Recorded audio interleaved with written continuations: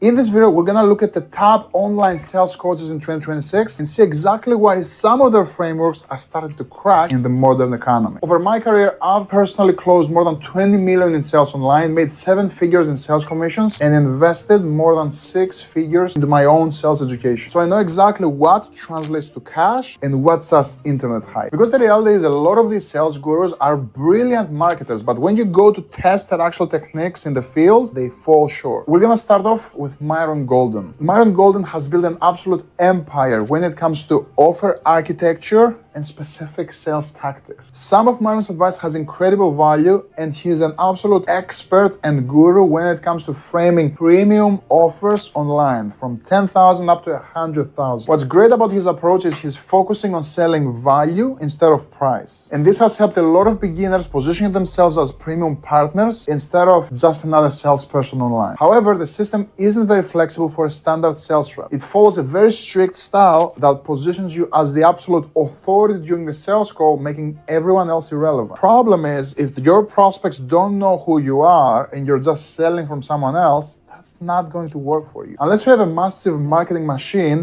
building up your reputation before the call, they're not going to see you as the authority you claim to be. Because this system relies heavily on the pre-existing credibility the person selling has built. So the challenge is when you bring a day-to-day sales rep to sell like that for your business, the system just falls apart. The rep simply doesn't have the personal clout of the guru. And for that reason, Myron will take a lower ranking, and I'll give him a C. Let's move forward with Andrew Tate. Now, Andrew Tate has been a household name in social media for years. His entire brand is all about conviction, a high-status luxury lifestyle, and hunting for attention. But when it comes to actual technical sales skills, his techniques are too combative. If you look at his frameworks or watch clips of him online selling, you realize that it 100% relies on aggression and alpha positioning and mentality. He relies on overwhelming the prospect with conviction and tries to close the sale with high direct pressure. Is that going to work if you have a massive multi-million-dollar fan base, essentially a cult of personality? Yes, it will. But are there much more efficient and better ways to go about it when you're taking sales calls every day? For sure, because buyers see right through artificial aggression. Now, because Andrew has value when it comes to absolute conviction and controlling the room, I'm going to give him a D. Now let's talk about Alex Hormozi. Alex Hormozi is an absolute authority when it comes to scaling online digital businesses. He's published iconic books like $100 million offers, and his strategy for making irresistible offers is unparalleled. His advice on creating massive value, structuring no-brainer guarantees, and removing all risk for buyers works incredibly well, both for beginners and advanced salespeople. Now, while his strategies work incredibly well for actual businesses, these skills don't translate 100% well to actual phone closing. Don't get me wrong, I've seen this work very well for business owners who have full control of their offers and they can adjust things on the fly to make the offer irresistible. But it relies on the offer doing a lot of the heavy lifting for you. And while he has his closer framework, I've found that it lacks the micro techniques and conversational skills and linguistics required to absolutely close at the most highest level. If you're an everyday closer selling on an everyday offer that's not necessarily the best in the market, the system will be inconsistent for you. His scripting is very stiff. He literally tells people to handwrite every single question so they know exactly what to say and when, so it lacks complete flexibility. And for that reason, Alex will be a B in our sales ranking system. Next, we'll talk about Giuliano Massarelli. If you haven't seen him in your feed, you're probably living under a rock because he's gone absolutely viral as the Wolf of Insurance. Famous for blasting music and dancing right after getting rejected and treated cold calling like an absolute sport. You'll notice that Giuliano's success hinges on his high energy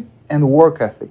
Just putting the reps. He doesn't follow an actual deep framework. He just forces his way through the sale through pure energy and momentum. However, I've found that he teaches good lessons when it comes to handling personal rejection and not taking it too seriously. The challenge comes when you try to take that high excitement, high energy style and you try to apply it into B2B sales. Modern sophisticated buyers will get very defensive and skeptical when they sense so much excitement and neediness for the sale. The actual techniques, strategies, and tactics just aren't there. For that reason, Giuliano will take a solid C. And now let's talk about the big one, Jeremy Miner. Now, for context, because I'm probably biased, I consider Jeremy Miner to be one of the best absolute technical sales trainers online right now. He introduces a non-combative, question-based approach that follows the Socratic questioning principles from the past, which is completely opposite of what the old school salespeople teach you online. And I found it to be some of the best, most sophisticated content you will find in 2026. Now, what could be improved when it comes to Jeremy? Because of how elite of a salesperson Jeremy is and how skilled and persuasive he is, he doesn't quite get a lot of objections. As a result, that skill of objection handling isn't necessarily transferred to someone learning from him. So I found that it lacks on the back-end objection handling on the call. His ability to prevent objections by asking the right questions during the call is second to none. And that opens an opportunity in the actual raw objection handling. Again, Jeremy is so good at preventing friction and disarming resistance on the front end of the call that you rarely get resistance on the back end of the call. So when you get these tough, skeptical, fearful prospects, you're not necessarily trained under Jeremy's system. With that in mind, Jeremy gets a solid A. He is easily top of the game when it comes to purely technical sales coaching. As you put in your reps and learn from dozens and dozens of gurus, you will find that some strategies stick with your personality and some don't. So over time, you will develop your own sales style. If you want to stop guessing, stop blindly copying scripts that no longer work, or selling like the 90s, join my free sales community. You'll find the link in the description below and you'll have free access. If you've enjoyed this video, make sure you subscribe, like, and I'll see you on the next one.